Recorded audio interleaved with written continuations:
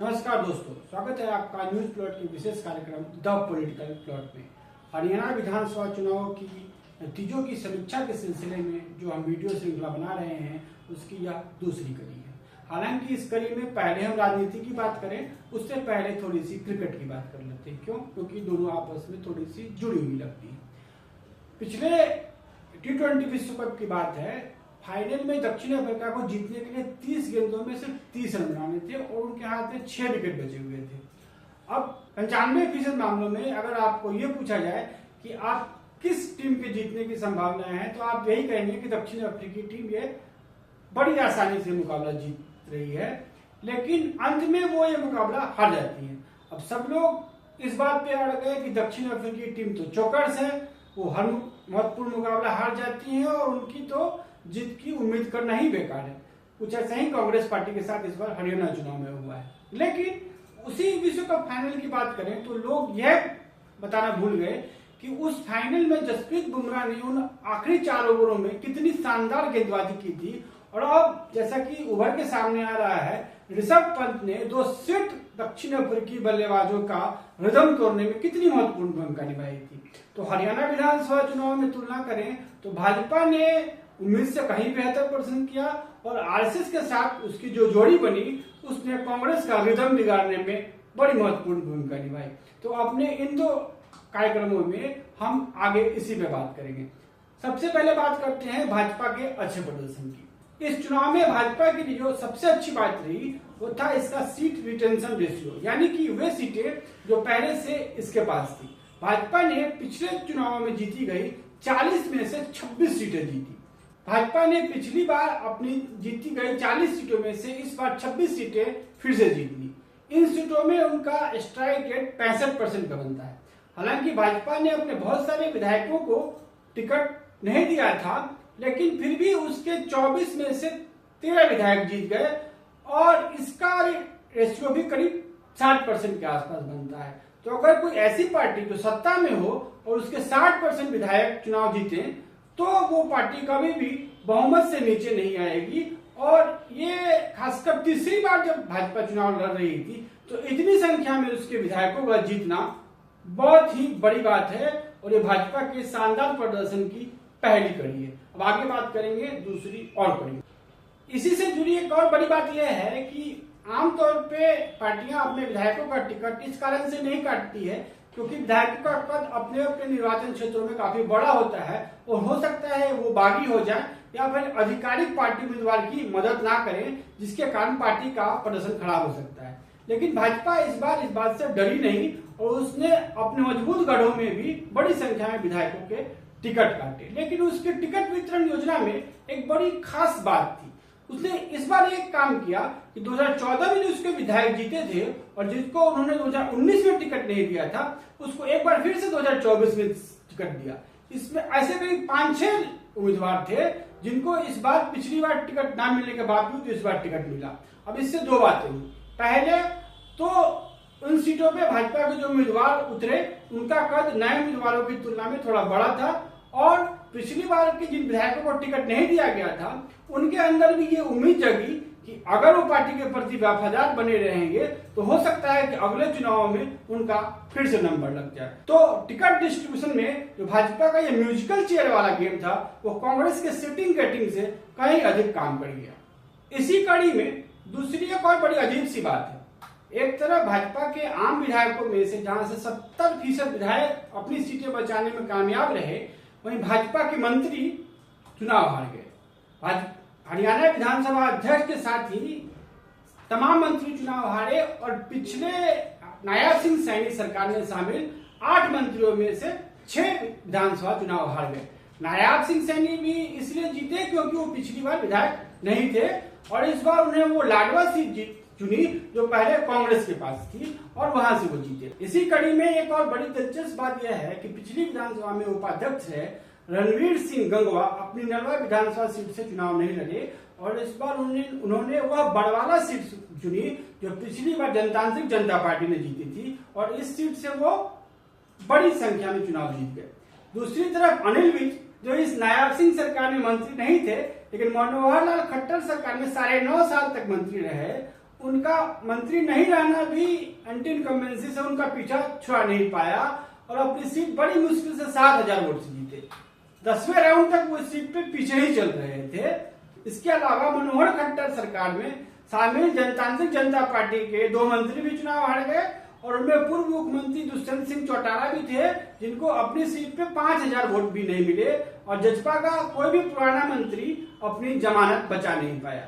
तो एक तरफ जहां भाजपा के छोटे पौधे यानी कि आम विधायक इस चुनाव में जीत गए, सत्ता विरोधी लहर का सारा भार बड़े पेड़ों को यानी कि मंत्रियों को उठाना पड़ा और एक तरह से सत्ता विरोधी सुनामी तो आई, लेकिन उसका असर पौधों पे नहीं पड़ा और वो पौधे दोबारा जिंदा हो गए और जिसके कारण भाजपा को इस राज्य में तिबारा जीतने का मौका मिला।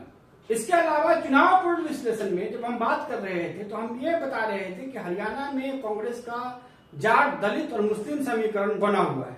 हालांकि हमने यह पूर्व चेतावनी दी थी कि कुमारी शैलजा के साथ अच्छा व्यवहार न किए जाने के कारण कांग्रेस का दलित वोट बैंक थोड़ा सा दड़क रहा है, लेकिन जब अंतिम चुनाव नतीजे आए तो हमें यह लगा कि इस दलित वोट बैंक में भाजपा बड़ी सेंध लगाने में कामयाब हो गई है। हरियाणा में दलित समुदाय के लिए आरक्षित कुल 17 विधानसभा सीटें हैं। इसमें से भाजपा पिछली बार 5 सीटें ही जीत पाई थी और उसमें से एक सीट वो लड़ नहीं रही थी। सिरसा सीट उसने इस बार गोपाल कांडा के लिए छोड़ दी थी, यानी कि वो अपनी सिर्फ 4 जीती हुई सीटें लड़ रही थी, लेकिन इस बार उसने वो चारों सीटें अपने पास बरकरार रखी और 4 नई सीटें जीती। तो कुल मिलाकर अगर देखा जाए तो इस बार जहां कांग्रेस 9 सीटें जीती दलित आरक्षित, वहीं भाजपा 8 सीटें जीती। तो 4 में 4 सीटें अपने पास बरकरार रखने का 100% रिटेंशन रेशियो, तो 4 में 4 सीटें अपने पास बरकरार रखने का रिटेंशन रेशियो और 16 में से 8 सीटें जीतने का विनिंग रेशियो दलित सीटों पे भाजपा के बहुत काम आया और इस परिणाम की सबसे बड़ी बात यही है। हालांकि कांग्रेस की सीटें बढ़ी, 31 से बढ़कर 37 हो गई, लेकिन उसकी दलित वाली सीटें वहीं की वहीं रही और वो सीटें जीती जो पहले जनतांत्रिक जनता पार्टी के पास थी। जनतांत्रिक जनता पार्टी ने पिछली बार जो 10 सीटें जीती थी उसमें से 6 सीटें कांग्रेस ने जीती, इसीलिए कांग्रेस की सीटों की संख्या बढ़ के 31 से 37 हो गई, लेकिन उसको 45, 46, 47 यानी कि बहुमत के लिए जरूरी जितनी भी सीटें अगर जीतनी थी तो उसके लिए उसको दलित सीटें अधिक मात्रा में जीतनी थी और ऐसा करने में वो इस बार असफल हुई। इसके अलावा एक और महत्वपूर्ण बात यह है, जब चुनाव परिणाम आए तो विश्लेषकों ने यह बताया कि भाजपा का मत प्रतिशत कांग्रेस से सिर्फ आधा % ज्यादा है, इसीलिए हम ये नहीं कर सकते कि भाजपा को इस राज्य में बड़ी जीत मिली है। लेकिन इसमें एक पेच है। पेच क्या है कि मेवात की 4 मुस्लिम बहुल सीटों पे भाजपा कभी भी जीतने की स्थिति में नहीं होती है, वहां उसको बहुत कम वोट मिलते हैं। एक सीट पे तो उसको 10 या 12% वोट भी नहीं मिलते। इन चारों सीटों पे कुल मिला के भाजपा को करीब 15 से 20% वोट ही मिले हैं। इसके अलावा गढ़ी सांपला सीट पे उपेंद्र हुड्डा को बहुत ज्यादा वोट मिलता है और कांग्रेस पार्टी वहां 70-72 हजार वोट से जीतती है, तो चुनावी गणित से उस सीट को भी हम निकाल देते हैं। तो बाकी जो 85 सीटें बचती हैं उसमें भाजपा का वोट शेयर 41.7% था और कांग्रेस का वोट शेयर 38.5% था। यहाँ यानी कि मुकाबले वाली सीटों में जहां भाजपा मायने रखती है, भाजपा और कांग्रेस के बीच का अंतर 3.2% वोटों का था और यह भाजपा के लिए 55% सीटें जिताने के लिए बहुत था। अब इससे थोड़ा और आगे बढ़े तो 73 सीटों पे भाजपा और कांग्रेस के बीच सीधा मुकाबला था, वहां पे भाजपा को 43.7% वोट मिले हैं और कांग्रेस को 41.5% वोट ही मिले हैं। यहाँ भी भाजपा और कांग्रेस के बीच 2.2% का अंतर है। तो हालांकि पूरे राज्य को मिला के भाजपा और कांग्रेस के बीच का अंतर बहुत कम है, लेकिन मुकाबले वाली सीटों पे इतना बड़ा अंतर भाजपा की बड़ी जीत का कारण बना। हालांकि ये सिर्फ वोटों और सीटों के आंकड़ों की बात है, लेकिन कोई भी चुनाव सिर्फ आंकड़ों और वोटों से नहीं जीता जाता, उसके लिए माहौल भी जरूरी होता है और भाजपा ने इस राज्य में अपना माहौल बनाने के लिए सही गलत सारे हथकंडे अपनाए। अब देखिए, इस वित्तीय वर्ष का बजट जुलाई महीने के अंत में आया था, जो हरियाणा चुनाव से बमुश्किल 60 दिन पहले हुआ था, लेकिन भाजपा ने अपनी तमाम बड़ी घोषणाएं हरियाणा चुनाव के लिए बचा कर रखी हुई थी। यहाँ तक कि 15 अगस्त को जो प्रधानमंत्री ने लाल किले की प्राचीर से भाषण दिया, तब भी किसी बड़ी योजना का अनाउंसमेंट नहीं किया गया। थोड़े थोड़े टीजर्स जरूर दिए गए, लेकिन असली पिक्चर आई हरियाणा चुनाव के सामने। अब शुरुआत कैसे हुई? चुनावी कार्यक्रम की घोषणा के तुरंत बाद यह घोषणा की गई कि यूनिवर्सल पेंशन स्कीम लाई जा रही है। ओल्ड पेंशन स्कीम, जिसके खिलाफ सरकारी कर्मचारियों में बड़ा गुस्सा था, उसको हटा दिया जाएगा और नई पेंशन स्कीम भी नहीं लाई जाएगी। यूनिवर्सल पेंशन स्कीम के नाम से नई स्कीम आई। हालांकि इसका कितना फायदा हुआ ये हम नहीं कह सकते। जो पोस्टल बैलेट्स के आंकड़े हैं उसमें यही दिखता है कि कांग्रेस हरियाणा में 74 सीटों पे आ गई थी। तो हो सकता है सरकारी कर्मचारियों के बीच अभी इस फैसले का असर ना हुआ हो, लेकिन फिर भी यह एक ऐसा कदम था जिसके कारण भाजपा को मध्यम वर्ग में पैठ वापस पाने में थोड़ी सी मदद मिली।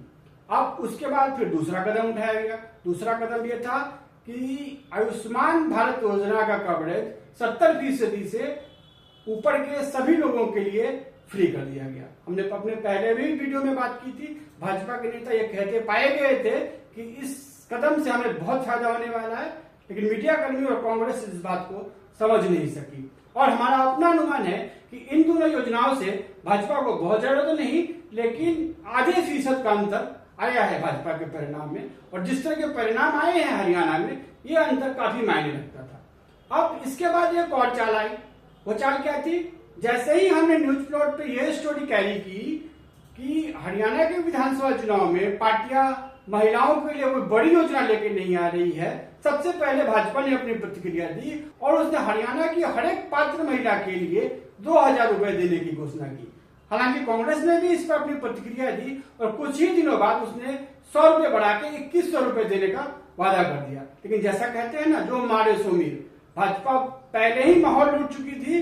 कांग्रेस का बाद में घोषणा करना उसके किसी काम नहीं आया। उसके बाद हरियाणा सरकार ने यह घोषणा की कि अग्निवीर, जो हरियाणा में एक बड़ा मुद्दा बना हुआ था, अग्निवीर के सभी युवकों को हरियाणा सरकार अपनी सेवा में समायोजित कर लेगी। अब कांग्रेस ने नहीं पूछा, मीडिया ने नहीं पूछा और हमने भी नहीं पूछा कि हरियाणा सरकार पिछले 4 साल से क्या कर रही है। अग्निवीर मुद्दा पिछले 4 साल से बना हुआ है, फिर हरियाणा सरकार ने यह घोषणा नहीं की कि वो 25%, 30%, 40% किसी भी संख्या में अग्निवीरों को अपनी सेवा में समायोजित करेगी। एकाएक उसके अंदर का हृदय जाग गया और उसने ये घोषणा करी कि 60% अग्निवीरों को अपनी सेवा में समायोजित कर लेगी। इसका भी असर पड़ा। इससे 2 महत्वपूर्ण वोटर वर्ग, महिला और 18 से 30 वर्ष के युवा, जो भाजपा के कोर वोटर्स माने जाते हैं, उनकी समस्याओं का समाधान हो गया और वो उनके पास वापस आ गए। इसके बाद भाजपा ने चला अपना सबसे बड़ा मास्टर स्ट्रोक। पूरी राजनीतिक प्रक्रिया की मर्यादा को उल्लंघन करते हुए चुनाव शुरू होने के सिर्फ 24 से 36 घंटे पहले हरियाणा के किसानों के अकाउंट में 2-2 हजार रुपए ट्रांसफर किए गए। ये कैसे ट्रांसफर किए गए? ये ट्रांसफर किए गए प्रधानमंत्री किसान सम्मान निधि की 18वीं किस्त के रूप में। अब हरियाणा में करीब इस योजना के 1 लाख लाभार्थी हैं। हालांकि इसमें बड़े किसान भी शामिल हैं, लेकिन 70% ऐसे किसान हैं जो सीमांत किसान हैं, जिनके पास 2 एकड़ से कम की जमीन है। उन किसानों के लिए ये 2000 रुपए काफी मायने रखते हैं। इन 70,000 परिवारों में करीब 2 से 2.5 लाख वोट हैं। और हालांकि ईवीएम में हेराफेरी का जो मुद्दा है कांग्रेस ने उठाया है, अभी भी उसके कोई सबूत नहीं मिलते, लेकिन वोटरों को डायरेक्ट रिश्वत देने का जो मुद्दा है वो जरूर साफ साफ दिखाई पड़ता है। अब सोचिए, अगर किसी आदमी के अकाउंट में मतदान से सिर्फ 12 घंटे पहले 2000 रुपए आएंगे, तो आप उससे ये उम्मीद नहीं कर सकते कि अगले दिन वो बूथ पर जाकर किसी और पार्टी के पक्ष में वोट डाल देगा। अगर 7 दिन, 10 दिन, 12 दिन निकल गए होते तो हो सकता है कि बाकी मुद्दे भी उसके जहन में आते, लेकिन 12 घंटे पहले मिले इस पैसे से की चौंध में हरियाणा में बड़ा अंतर पड़ा। और हमारा अपना मॉडल बताता है कि भाजपा को इस एक कदम से हरियाणा में करीब 1.5% वोट का फायदा हुआ और अंतिम परिणाम में सबसे महत्वपूर्ण भूमिका इसी फैक्टर की थी। तो यह तो बात थी जसप्रीत बुमराह वाली भूमिका की। अब हम बात करते हैं ऋषभ पंत वाली भूमिका की। तो वो भूमिका निभाई आरएसएस और उसके लोकल कार्यकर्ताओं ने। इस बार के हरियाणा चुनाव में भाजपा का आईटी सेल सिरे से नदारद था और पूरी कमान आरएसएस के स्थानीय कार्यकर्ताओं ने संभाल रखी थी। जैसा कि हम पहले बता चुके हैं, भाजपा और आरएसएस में के बीच जंग छिड़ी हुई है कि भाजपा पे अगला नियंत्रण किसका होगा। और हरियाणा के चुनाव में आरएसएस को यह मौका मिला था कि वो जंग जीतने की अपनी क्षमता को साबित करे, और इसमें आरएसएस के आम सैनिकों ने बढ़ चढ़कर भाग लिया। हरियाणा की एक बड़ी विशेषता यह है कि उसका मेवात क्षेत्र मुस्लिम बहुल है। यहाँ की 5 सीटों को आरएसएस और भाजपा जीतने लायक मानते ही नहीं है, तो उन्होंने अपनी पूरी रणनीति से इस क्षेत्र को काट लिया। अब क्या हुआ कि हरियाणा में कांग्रेस के नेता बड़बोले निकले, वो बड़े बड़े बोल निकाल रहे थे कि एक बार हमें जिता दीजिए, फिर देखते हैं इस क्षेत्र में कौन सी पुलिस आती है, क्या होता है, सब सुरक्षित हो जाएंगे, सब कुछ सही हो जाएगा। इन भाषणों के वीडियो व्हाट्सएप ग्रुप में चलाए गए और आईटी सेल द्वारा नहीं चलाए गए। आईटी सेल के द्वारा जो वीडियो चलाते हैं वो तुरंत ट्विटर पे चले जाते हैं और मीडिया में आ जाते हैं। ये जो वीडियो चलाए गए वो एकदम क्लोज व्हाट्सएप ग्रुप में चलाए गए और सिर्फ उन्हीं मतदाताओं के बीच चलाए गए जिनको भाजपा को वोट देने की संभावना ज्यादा थी। तो आरएसएस और मीडिया सेल के बीच का अंतर यहाँ साफ साफ नजर आया। इसके अलावा एक और बड़ी मामूली सी बात थी, लेकिन उसका असर बहुत पड़ा।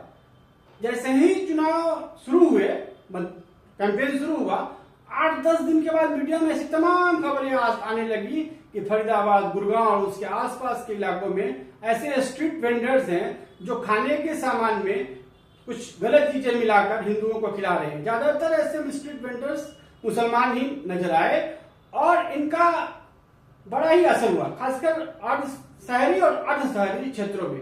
फूड जिहाद नाम से एक नया वर्ड गढ़ा गया और हिंदुओं को यह समझाया गया कि उनका धर्म भ्रष्ट कराने की एक नई चाल है। हालांकि मुझे नहीं पता कि गलती से अगर आप कोई पदार्थ खा लेते हैं, कुपदार्थ खा लेते हैं, तो उससे आपका धर्म भ्रष्ट हो जाएगा। ऐसी संभावना हिंदू धर्म में तो मुझे नहीं पता कि है, मगर ये फैलाया गया और इसका फायदा आरएसएस और भाजपा को हुआ। और इसकी अंतिम कड़ी थी, बांग्लादेश में हाल के जो घटनाक्रम हुए हैं उसको हिंदुओं पर से संकट के रूप में दर्शाया गया और नवरात्रा के माहौल में वो और भी ज्यादा काम कर गया। तो आरएसएस ने इस बार हरियाणा में वो खेल खेला जो पिछले 4-5 चुनावों में हरियाणा में कभी नहीं खेला गया। हरियाणा में सांप्रदायिक आधार पर ध्रुवीकरण और मतदान कभी नहीं होता, लेकिन इस बार हरियाणा के 20 निर्वाचन क्षेत्रों में यह साफ साफ नजर आया। इस पर हम बात करेंगे। हरियाणा में भाजपा और आरएसएस के बीच के संघर्ष के अंतिम नतीजों के बारे में हम किसी और वीडियो में बात करेंगे,